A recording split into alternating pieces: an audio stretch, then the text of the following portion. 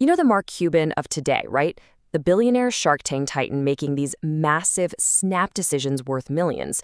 But look, the reality of how he actually got there, it is definitely not some cute story of overnight luck. We're talking about a ruthless, incredibly suspenseful explainer of pure survival, just maniacal hustle, and honestly, some of the most calculated, high-stakes risks in modern tech history. Let's get right into it. So picture this, Dallas, Texas. A 24-year-old Mark Cuban has exactly $20 to his name. Let that sink in. 20 bucks? That was his entire net worth. He had absolutely zero safety net, no rich parents to fall back on, just an empty bank account. He's crammed into this tiny, rundown apartment with 6 roommates. There weren't even enough beds, so he was literally sleeping on a dirty floor. He was just fighting to survive day by day, basically living off happy hour food and raw ambition. Now, you might be thinking his first big entrepreneurial move was some massive tech win. Well, think again. Before the billions, there was powdered milk. Yeah, you heard that right, powdered milk. He had just gotten fired from a local computer store because he was actually out trying to close a huge sale instead of opening the physical shop, so desperate, he tried to sell cheap powdered milk door to door. He genuinely thought it would revolutionize frugal kitchens. The result? Total humiliation. The whole thing completely collapsed in just 30 days. People hated it. But you know what? That early, painful failure was exactly the spark he needed to push even harder. Because that relentless hustle, it wasn't just a fluke. It was a lifelong survival trade. I mean, at 12 years old, he really wanted these new basketball shoes, so he sold garbage bags door to door because his dad told him to earn the money himself. By 16, he was doing stamp arbitrage, buying undervalued stamps at conventions for 50 cents and flipping them for 25 bucks. So by the time he hit 24, broke and freshly fired, launching his first real tech company, MicroSolutions, was really just the natural evolution of a hustle he'd been perfecting his entire life. But how do you actually secure your very first software client when you have zero money and zero backing? You make the pitch of a lifetime. He went to a company called Architectural Lighting to sell a $500 software package. He asked them to front him the $250 cost and made them an absolutely insane guarantee. He literally told them he would scrub their toilets if his product failed. I mean, wow. But that raw, desperate hunger, it worked. He got the advance, and he delivered.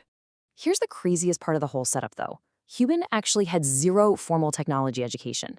None. So how do you run a tech company when you don't really know tech? You adopt a brutal, unforgiving strategy, RTFM, read the freaking manual. This just perfectly highlights his psychological resilience. Whenever a new piece of software dropped, he would literally lock himself in a room and read the manual cover to cover. He taught himself how to code from scratch, knowing that simply outlearning his competitors was his ultimate secret weapon. 7. I want you to remember that number.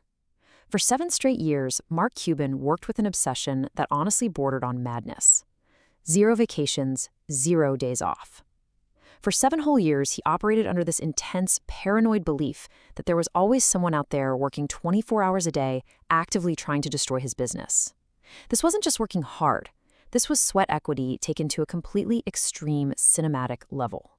And all that raw sweat equity, it finally paid off.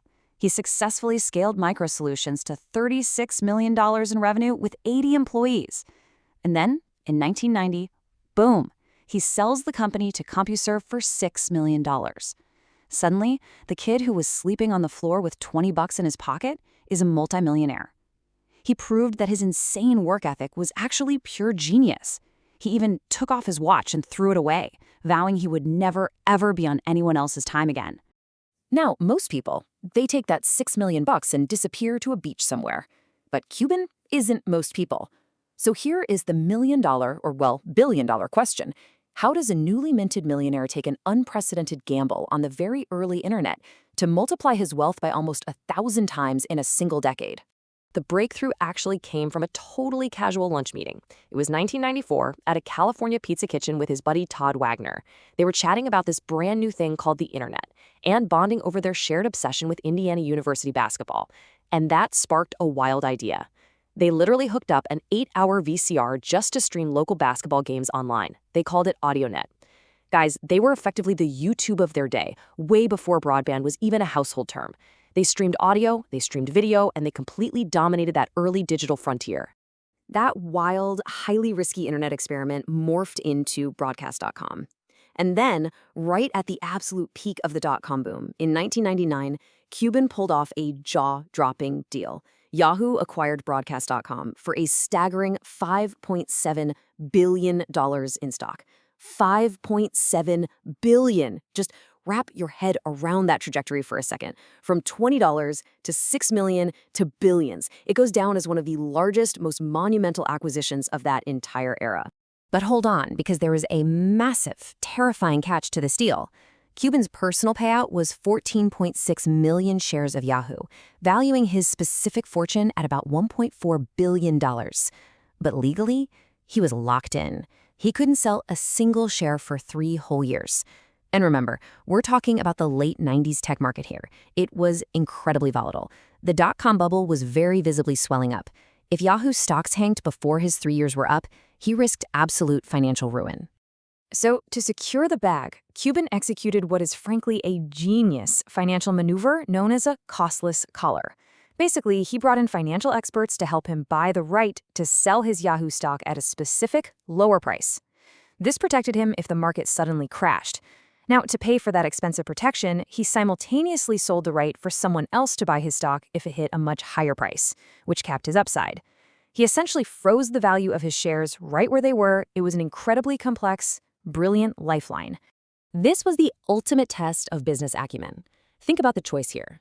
Do nothing and potentially lose everything when the dot-com bubble inevitably bursts, which, spoiler alert, it absolutely did, and Yahoo stock plummeted, or cap his upside to guarantee his billionaire status right then and there by locking in his $1.4 billion fortune. It still remains one of the most brilliant financial trades of all time. But, he wasn't just some mercenary out for his own bottom line. Cuban's absolute dedication to rewarding sweat equity turned 300 of his 330 Broadcast.com employees into millionaires on paper during that Yahoo sale. He fundamentally believed that when everybody is a participant and personal goals align with the organization's vision, you build an unstoppable team. From there, he took that exact same disruptive psychology to a completely different arena, the NBA. In the year 2000, he bought the Dallas Mavericks for $285 million. Now, at the time, the Mavs had literally been voted the worst professional sports franchise of the 90s. But Cuban walks into a room of stuffy, old-school billionaire owners wearing jeans and a t-shirt and completely flips the league's culture. He aggressively invested in his players, upgrading the team to 5-star road hotels, bringing in dedicated nutritionists, adding individual skills coaches. He treated his players like elite assets and completely changed the franchise's trajectory to eventually win a championship. Fast forward to today, and he's bringing that exact same transparent, hustle-driven mindset to an even bigger, much more complex target, the U.S. pharmaceutical industry. Americans pay the highest prices for prescription drugs in the entire world, mostly because of a really broken system of opaque middlemen. So Cuban launched the Cost Plus drug company to bypass them entirely. And the formula is radically simple. You take the manufacturer's actual cost, you add a flat 15% markup, and a flat $10 fee for dispensing and shipping. That is the whole shebang. It's a massive disruption that's actively dropping life-saving medication prices for millions of people right now. So from selling powdered milk and sleeping on a dirty floor to transforming the internet, the NBA, and now healthcare, it all comes back to one legendary mantra. It doesn't matter how many times you fail, you only have to be right once. Mark Cuban's real superpower isn't his billions, it's his relentless perseverance and his absolute willingness to read the friggin' manual when others simply won't. So my question to you is, what manual do you need to read today so you can be right that one time?